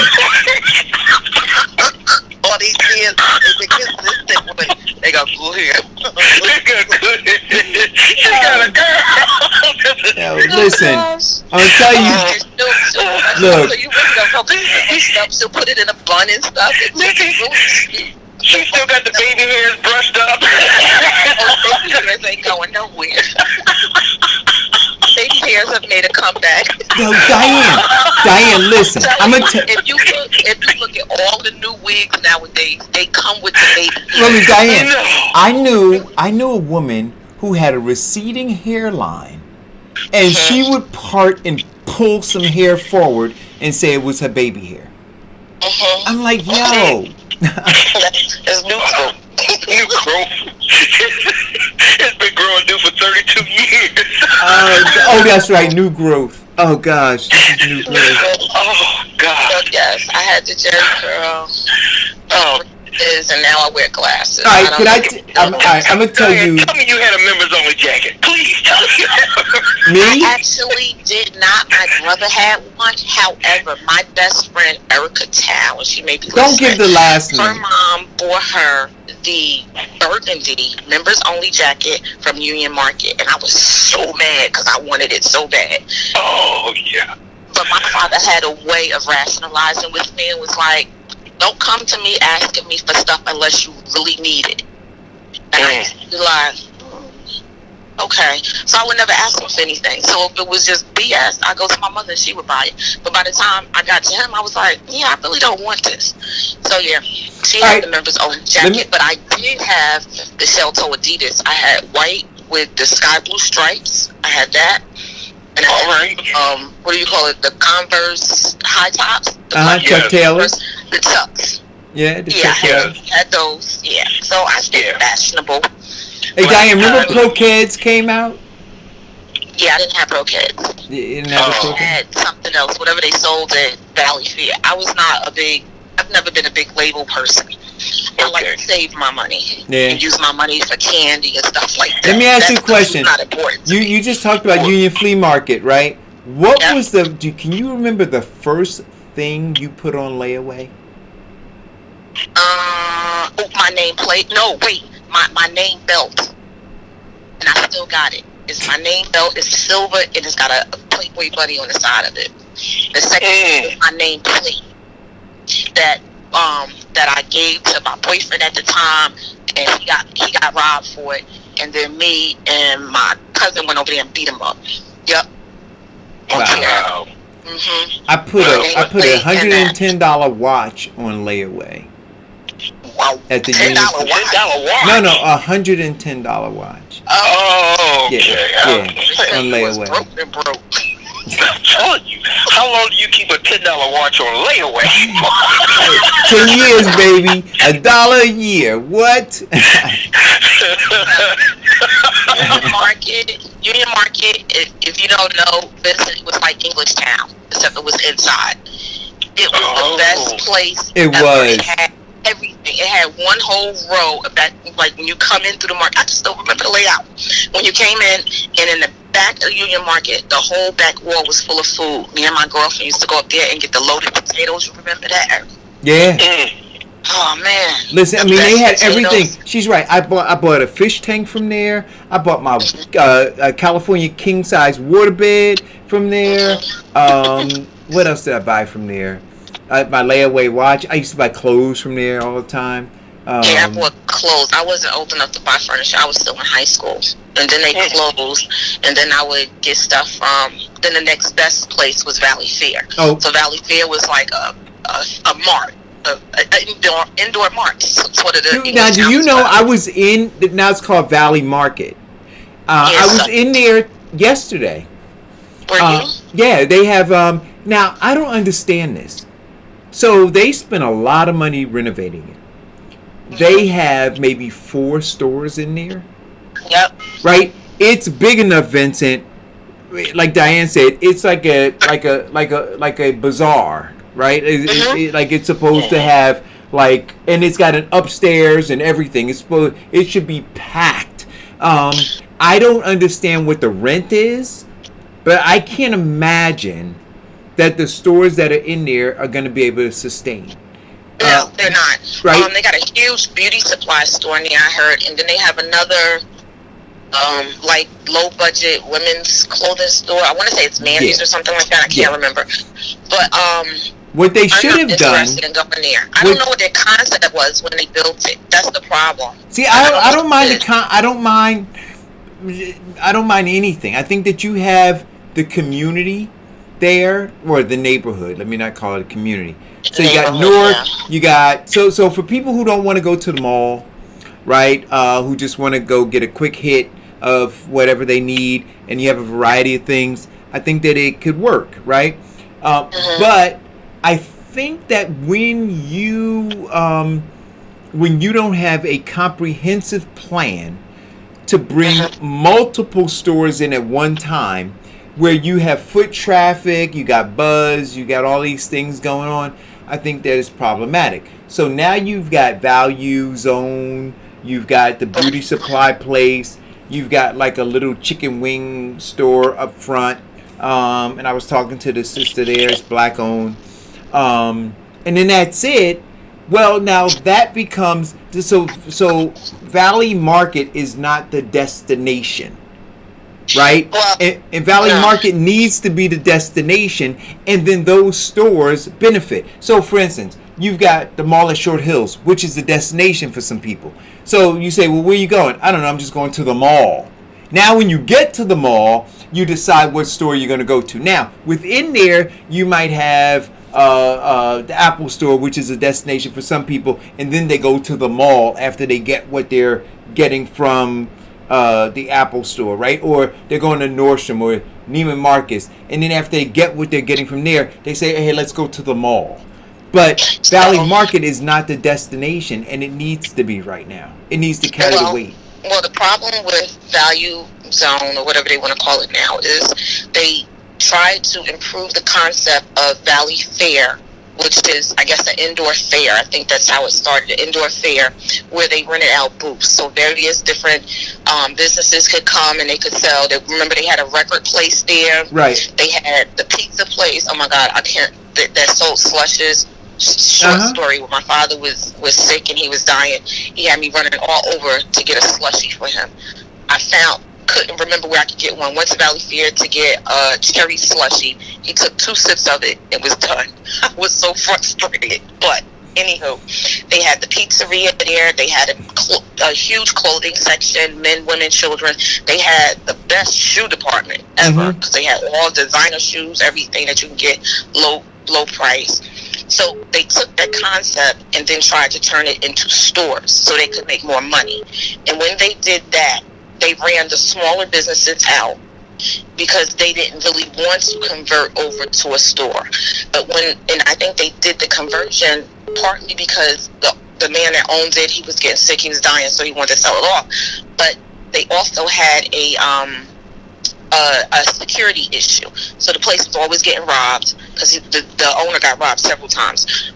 There was problems with theft. That was a big issue there. So I think when they converted it to the store-like look, so everybody has an individual store, you close the door, you lock it, all of that, it kind of deterred people from going because they raised the rents for one, and then they didn't bring back the businesses that were there and give them the first opportunity to set up. And I think that's what killed them off, because then those people went from between that time of it closing and the time of them rebuilding, those booths and stuff, they either went to other areas, because I know one couple went to Union Center, a couple went downtown to other stores, and then a couple went online and started selling. So do you think that they would do better having almost like an indoor flea market? Yes, because honestly, that's what that neighborhood would be able to sustain. There are certain businesses that will not work in that area because people are not going to come into that area to shop. So the businesses there have to be what is conducive to the people in the area that they would come in. Well, I think that works then, right? Because it's called Valley Market now. So to actually have it be a flea market, you don't have to do much, right? So, it's already Valley Market. So, listen, I think that they need to buy back the name. Buy back the name. Valley Fair? No, I like Valley Market. I do. I like Valley Market because, I'm sorry? Oh, no, go ahead. Yeah, I like Valley Market if you're going to turn it into a flea market. And I think that they can literally go and cherry pick these different flea markets that are here now, and then go to the different vendors, find the ones who are really successful. They should do the work. They should curate the vendors, right? Instead of allowing the vendors to come, they should look and determine what they envision being able to offer to the people they want to come, and then go and get those vendors and say, we want you to be a part of this. Make it a very attractive offer, right? Lay out a business plan so that I understand if you're coming to me as a vendor or a prospective vendor at your indoor market, I know who's going to be where. Right? So now I can look and say, oh wow, you're going to have an empanada place, you're going to have this place, you're going to be selling jewelry over there. Oh, you know what? My product really would work well there. But I think that it needs to be a comprehensive plan. I'm giving this to you guys free, because right now when I went in there, I heard crickets. Crickets. Absolutely. And honestly, even when it was just Valley Fair, they only had one food place in there, and that was the pizzeria. That was it. And they had a section where you could get household stuff. There was a section for furniture stuff. I remember there was a section right next to the pizzeria that had where you could buy the incense and candles. Yeah, I used to get the big incense, Diane. And I used to get the glow-in-the-dark posters. I mean, the black light posters. The glow-in-the-dark posters where that had like the fabric on it. They had the velvet. They had the velvetine. Yeah, velvet, that's what it is. Yeah. They had the pet store that was in there. Oh, Diane, you know what else I got from there? I got my wicker chair. What you say? My wicker chair. Everybody had a wicker chair back then, right? Oh, and I had the big wicker chair with a big round back. I had one, Diane, in the corner of my bedroom. Oh gosh. Wow. On to other stuff. So. Yes. Because we could talk about Valley Fair forever. Because that was like the so best. Condoleezza Rice or Kamala Harris? Rice or Kamala Harris? I thought it was somebody else. No, I think they're looking and saying, when is Biden supposed to make his pick? Isn't it this week? First of all, does the pick really matter? Does the pick change who people are going to vote for him or not? And I thought the last pick was Karen Bass, not Condoleezza Rice. No, it's not Condoleezza Rice. Karen Bass, I thought it was. It is Karen Bass. But she's not on the short list. Okay. But it's the other Rice that was with the Obama administration, Ambassador Rice. Oh, not Condoleezza Rice. Yeah. What's her name? Condoleezza Rice was with Bush's administration. We're talking. What's her name? Which would be a good pick, but Biden ain't just smart anyway. But I think Condoleezza Rice would have been a good pick. Oh, can you imagine if he went with neutral? Yo, can you imagine if he went with? Yo, what would that do? Not only neutral, she's brilliant. Yo, if he would cross over the aisle, right? He would grab. He would handle the black issue. He would handle the Republicans, right? They'd have to deal with that. Mm-hmm. Oh yeah. Wow. Condoleezza Rice is extremely smart, and she's one of those people, and I hate to say it, that like you just said, she could cross over both aisles. She's likable by everybody. White folks like her, you know. So, but she's very intelligent. She's not condescending when she speaks. She always comes with facts and information. She's kind of straightforward, straight to the point. She kind of leaves her opinion out of most stuff that she talks about and sticks to exactly about this is how it's going to be and this is what it will look like based on all of this information. Yeah. So that is really where he should have been. I'm saying, listen. Look. And you hear me always say what? I'm voting down ballot. I might give some consideration. Condoleezza Rice. That may be honestly who we should be talking up. The person you were talking about was Susan Rice. The Condoleezza Rice. You know what? It was a Freudian slip, right? I guess because not. You're talking about Susan Rice, the one who got involved in the controversy of having Bill Clinton on the Yeah. I'm not feeling Susan Rice. You already know Kamala Harris is a no. Then there was Representative Val Demings. Don't really know much about her. They also talked about Mayor Keisha Lance Bottoms. Definitely no. Not definitely because she shouldn't be there, but definitely because she has enough going on in Atlanta. She needs to handle that mess down there. And then the other person was, oh God, what is this woman's name? The one they talked about that was making the comments about what was that religion? Scientology. Yeah. Definitely not. Yeah, I think she's a little wacky. Not that because that she supports Scientology or anything like that, but I just think she's a little wacky. But Condoleezza Rice, she should be the pick. Mix all of these other people. She has experience. Is she a Republican or a Democrat? I'm not quite sure. She's a Republican. Okay, she's a Republican, which should not matter. I think, and she's what people want, a black face, and she's smart as shit. She's smarter than Biden and Bush and Trump and all of them presidents together. She could be the president. You talking about everybody? Oh, we'll vote for Michelle Obama. No. Condoleezza Rice should be president. Yeah, I agree. Is the person. She really is. I agree with that. Not only that, she's got great business sense, and I mean, like you were touching on, she has that rare ability to put the needs of the country before her own needs and constituency. Absolutely. All right, so I'm down with Condoleezza Rice. All right, we ain't talking about the rest of them. Condoleezza Rice, that's our pick. We going to pick. Stop letting Biden tell us who the hell he going to pick. We want Condoleezza Rice. She got comments. You heard it here on the Eric Dawson Show. Condoleezza Rice. She's the one. Yo, listen. Black Lives Matter. No, they don't. Okay. They don't. So Jersey City, you got the servants in the servants' quarters jumping up and down, celebrating because they got a mural on the street.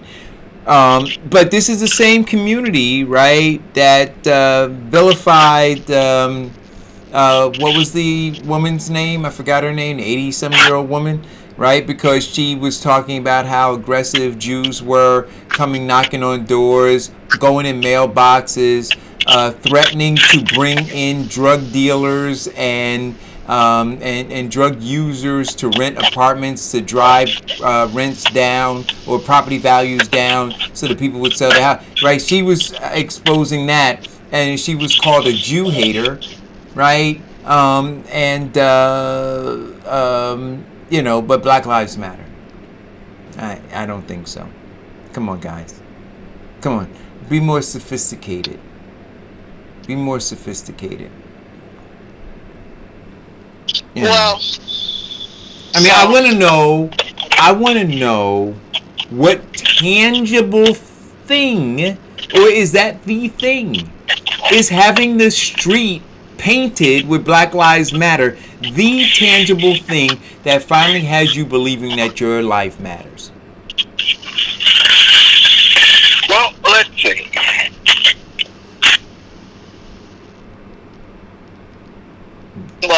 Hudson? Let's see. Wait, Diane, let's see. Well, if that's all that you're doing, then it makes no sense.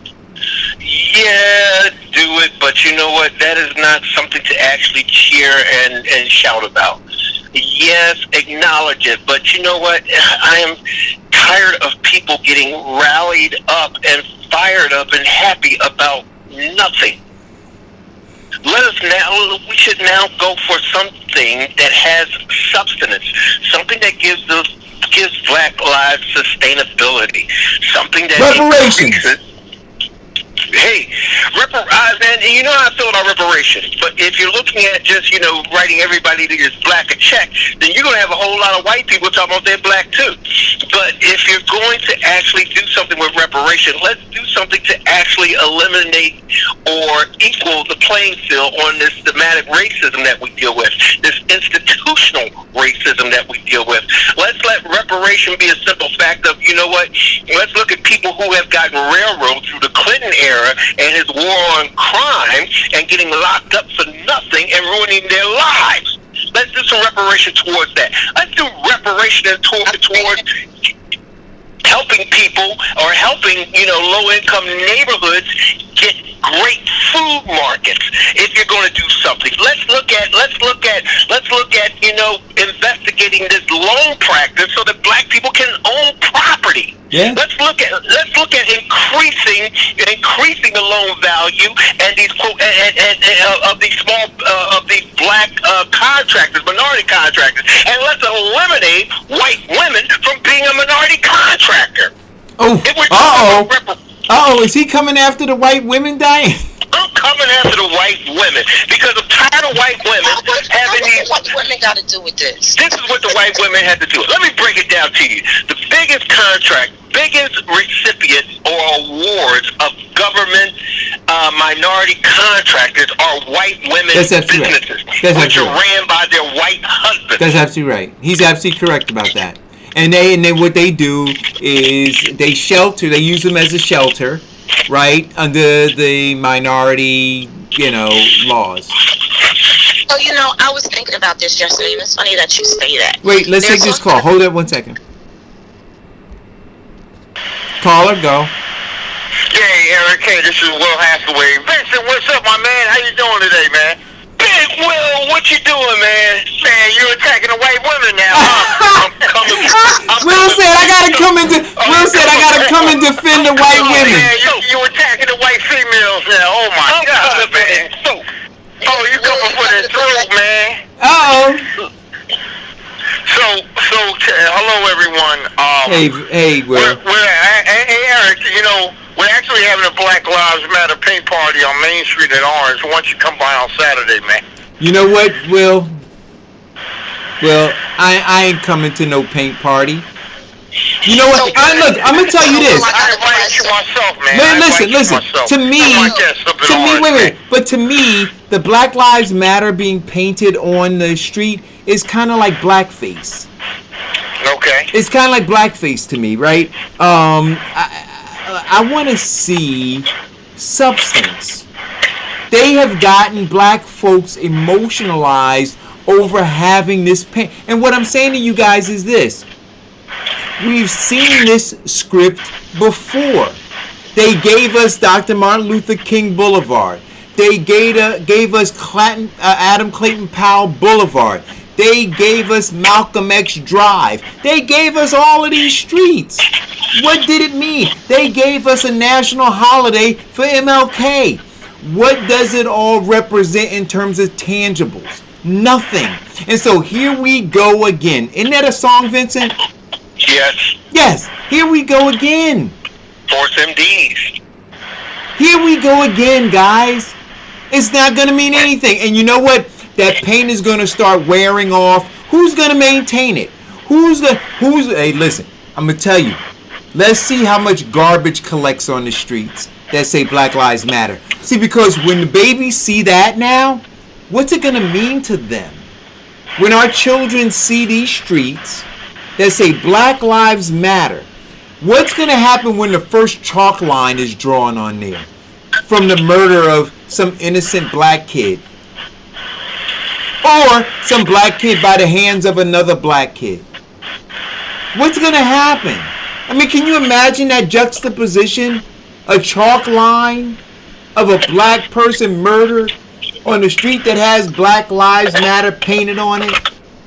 So I got one for you. It's funny that we went right into this because I posted earlier this morning if people could post any laws that they thought had changed since the protests began. And one of the responses from one of the persons on my feed says, ain't nobody got time to think about a change taking place. We've been talking about it since Rosa Parks and Dr. King. True, the world is protesting in favor of erasing systematic racism, but it's all whole BS. I don't see any reason to believe that the infrastructure of hate will be reconfigured during my lifetime. And this guy is, in his 40s. Yes. He said Dr. Martin Luther King Boulevard is the worst street in every city because the red line policies, Nazis still getting shot every day in his Cameron voice, if y'all know who Cameron is. Racial profiling and stereotypes still exist. A change ain't going to come. I'm still going to be a black man trying to figure out how to avoid my children being trapped in the school system, jail to pipeline, while the white privilege allows generational wealth to continuously keep the oppressor's neck on our neck. Oh, thank you. Okay, thank you. We have no black leaders who are ready to die and leave a message of an optimistic future for us to start a revolution to change the USA. So basically, hell nah. I ain't seen no change in the laws, especially since there were so many unspoken ones in American atmosphere. In America. Diane. No. Hold on. Okay, I agree with that. I agree with everything except for one point. We have plenty of black politicians who are ready to die for the cause. The problem that we have is that those politicians don't get elected. Bottom line. Because people would sit up here and go, oh, nothing's ever going to change. So they sit on this. Well, people got to change it, Vincent. The people in New Jersey got to change it when they go to the polls in November. That's what's got to change.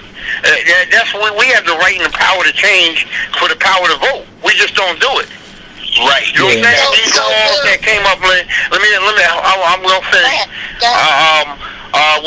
With the law that Ralph Caputo made in Bloomfield, and the assembly, we had the Assemblywoman Timberlake, and she's a people's person right there. She showed her, in fact, that when she stood for that bill for the renters and for the renters, that was it right there. So Ralph Caputo from Bloomfield, Assemblyman Ralph Caputo, I don't know if you guys see it or heard it. It was in the front page of the Star Ledger talking about he wants to fine people, throw them in jail for 90 days without wearing a mask in the store. So first of all, Assemblyman Caputo, we do wear masks inside the stores, and we required by Governor Murphy.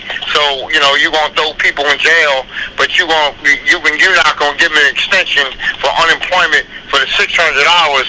So what do? When we go to court, we say to the judge, I was unemployed during COVID-19. Senator Caputo Assemblyman Caputo decides to throw a bill out and says, listen, well, everybody got to wear a mask inside or we're going to lock you up right inside the mall. Listen, I was up in Livingston, New Jersey on Saturday at the mall. I thought I was going to cry inside the mall. There was nobody in the store, and people were wearing their masks. So that's the end of that. Yeah. You know what? I gotta raise my hand. Look, full disclosure, I helped Assemblyman Caputo get elected when he first ran. We all help him get elected. That's the bottom line. We all help him, but when we need help, they don't even come today. No. But I do everything I can every election cycle to get him unelected. Because he's a waste. Right? I helped get Cleo Tucker elected. I take full responsibility, and I do everything I can to have people understand what a waste she is as well. So what do you think about that, Eric, in reference to Assemblyman Caputo's bill sitting up there in the assembly indicating that you're going to throw people in jail, give them tickets without wearing a mask inside a mall or a facility when you're required to wear one? Right. So look. So here's what I think that people should be required to wear masks. I think that there should be punitive damages assessed to people who don't wear masks, right? Because they're putting lives at risk. Will. Yep. You know, and I agree with you, man. I right. totally agree with you. And but so, you know, if you want to help people wander through these malls, well, let me ask you a question, Will. People go to these malls and start handing masks out to the public. No, Will. Let me ask you a question. So, if we don't, if we say that people should wear masks, if we agree that we have an imminent threat, which is this novel coronavirus, and people are supposed to wear masks, and people are supposed to socially distance, and then you have those people who are defiant, right, and don't wear masks. We got people out there defining the law, and they should be held accountable for the action. But when you say hold them accountable, don't blame it on everybody in the state of New Jersey. But if we're saying crucify you, that we're going to give you a ticket and throw you in jail for 30 days. But if we're saying hold them accountable, then what is that accountability? What should be the punishment? Community service. Okay. Cleaning your neighborhood. Okay. I'm good with that. You know what? Hey, Will. Big Will. I'm good with that. So, yes. So, you know what? You decided that you didn't want to wear a mask. You now have to perform community service. Go clean up some dirty neighborhood. I got no problem with that. So, where their mask is. So, as we talk about some of the laws and the bills, the Senate in New Jersey has advanced some of their police reform bills package just the 30th of this past month. So let me get your feedback on these, and I'm gonna give you the bills. They haven't been signed into law yet, and let me know your feedback. The first one, S401, sponsored by Senator Shirley Turner and Senator Sandra Cunningham. The bill will require law enforcement agents in the state to establish minority recruitment and selection programs. The bill was released from the Senate with a vote of 39-1. What are your thoughts? Oh, my thoughts, Diane? Yep. Okay, you put me on the spot. So basically, I got you. So my understanding is this, okay? So I was in West Orange, okay? West Orange, I was at the Black Lives Matter protest, and these young people from, it's called West Orange, some type of group, okay? And this young man, whoever it was, they demanded to the mayor, they put the mayor on the spot, Parisi up there, and told him that, you know, we the minorities of this community should basically have jobs in DPW, law enforcement, work in the city hall, you know what I'm saying? That was their demands up in West Orange. Yeah, we need to hold the police accountable. Okay, that's fine and dandy. But we need to be accountable ourselves. Right. And police ourselves also. Okay, so this one is for you, Vincent. S415, sponsored by Senator Turner. The bill would require the Division of Parole to offer parole services to certain defendants who have served their maximum sentence. Currently, parole services are only offered to those released on parole. What are your thoughts? Are you there, Vincent? Eric, then. Yeah, I'm here. But here's the thing. If you served your maximum sentence, there's no need for parole because you did up to 85% of what you were actually sentenced to. So, putting them on... Not putting back on parole, they say offering them the parole services. Offering parole services for people who've already served their maximum sentence is barbaric. Okay. It is incredidly barbaric. I Why? agree. Because you've already, if you're sentenced to 5 years, that means that you did 4 years, 3 months. which means you have max according to the states. So, but putting them on parole is giving them additional sentencing. Yeah, I agree. Besides what they've already served. So, what actually are parole services? What is entailed in that? Here's the thing with parole services. Parole used to be a social worker who came in there to help you find a job to get you acclimated and adjust you back into society. Right. Now, parole consists of ex-prison guards and police officers, and all they do is put you on surveillance, track you down, and lock you back up. Gotcha. Okay, that's what I wanted to make sure. Okay, Eric, you there? Yep, I'm here. Okay, this one is for you. S419, sponsored again by Senator Turner and Senator Linda Greenstein. The bill would require law enforcement agencies to provide law enforcement officers with cultural diversity training and develop a diversity action plan. All right, so look, I said this before. You're not gonna be able to get that out of people, right? They are who they are. We just have to have stricter policies to get rid of them once they show who they are, right? That's it. So, but spending the money to try to give diversity training, all they're gonna do is try to put sugar on the end of a shitty stick and say it doesn't stink anymore, right? So you don't want to waste your money there. What you want to do though, is you want to have a zero. You want to have a zero tolerance for it, right? So what happens is I got one for Diane when Eric is done. They misbehave, right? Or they behave badly, or whatever you want to say.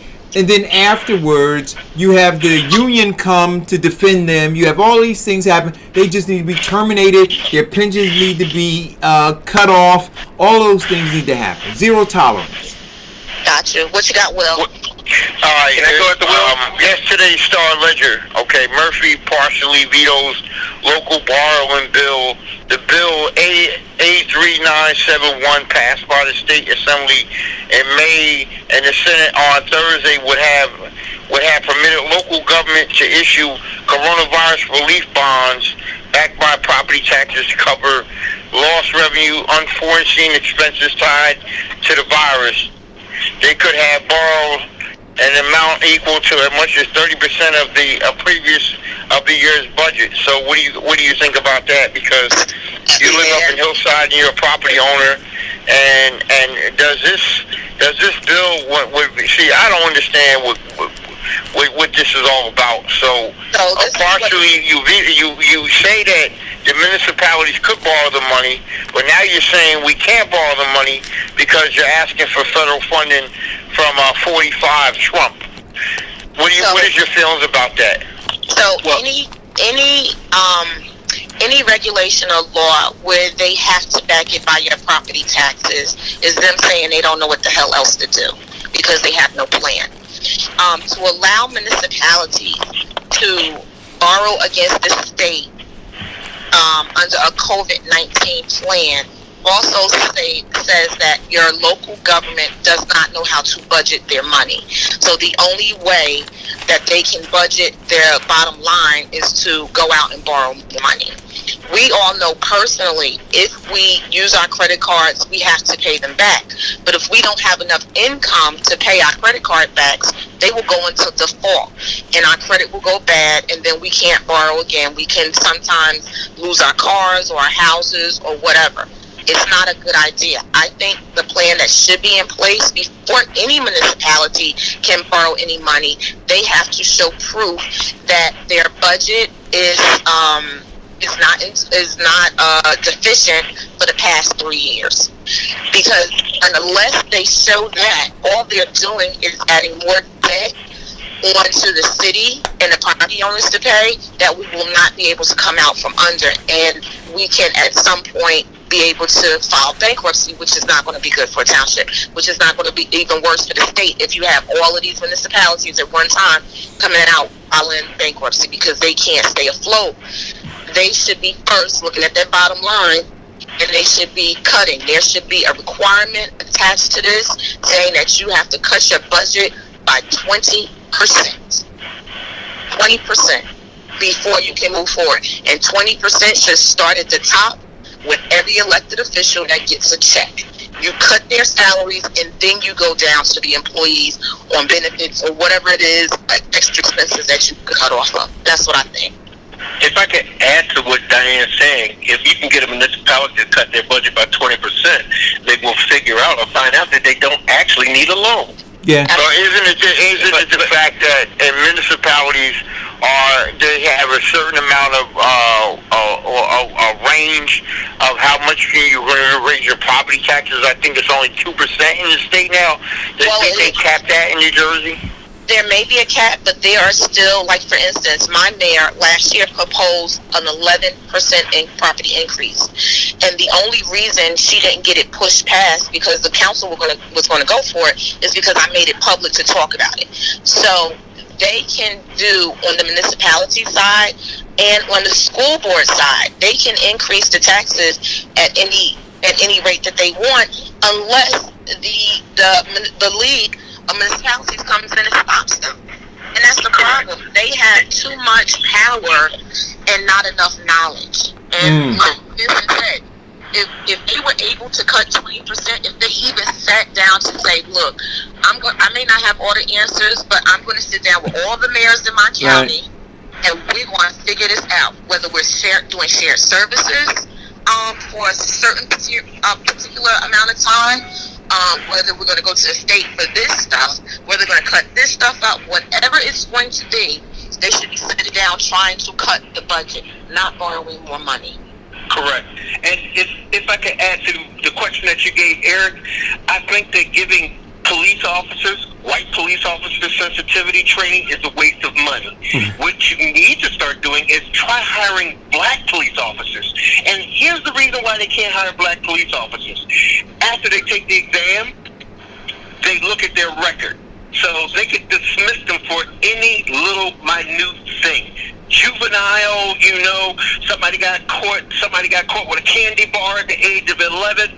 That stops them from hiring or how they redline black police officers or black police officer candidates.